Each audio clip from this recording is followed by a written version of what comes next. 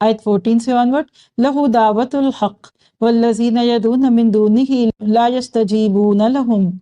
اسی کو پکارنا حق ہے، جو لوگ اوروں کو اس کے سوا پکارتے ہیں وہ ان کی پکار کا کچھ بھی جواب نہیں دیتے مگر جیسے کچھ شخص اپنے دونوں ہاتھ پانی کی طرف پھیلائے ہوئے ہو کہ اس کے منہ میں پڑ جائے، حالانکہ وہ پانی اس کے منہ میں پہنچنے والا نہیں۔ ان منکروں کی جتنی پکار ہے سب گمراہی میں ہے، اور اللہ ہی کے لیے زمین و آسمان کی سب مخلوق خوشی اور ناخوشی سے سجدہ کرتی ہے، اس کے سائے بھی صبح و شام۔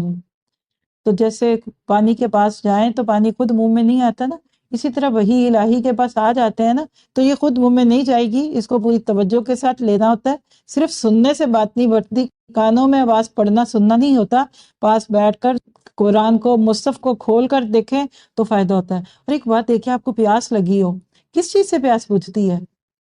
شربت سے؟ جوس سے؟ نہیں، سادہ پانی، نہ رنگ اس میں نہ خوشبو اس میں، بلکہ پانی میں کیا کچھ ڈالا ہو تو اور بھی وحشت ہوتی ہے۔ لکھیے، جیسے ہماری جسمانی پیاس سادے پانی سے بجھتی ہے نا،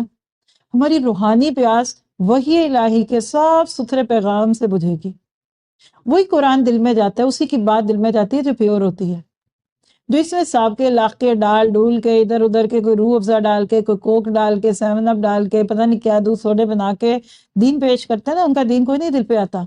وہ وقتی طور پہ بابو خواہ لوگ کر لیتے ہیں۔ تو ہمیشہ پیور پیغام لیجیے، سادہ قرآن پڑھیے، جو سادے سے مراد یہ کہ سادی بات سنیے کہ جس کو سننے کے بعد آپ کو سوچ میں نہ پڑنا پڑے کہ اب اس کی کیا وجہ اور اس کا کیا ہے، یعنی دور کی کوڑیاں نہیں لانی چاہیے، قرآن کے سننے سنانے والوں کو قریب سے رہ کر لیجیے۔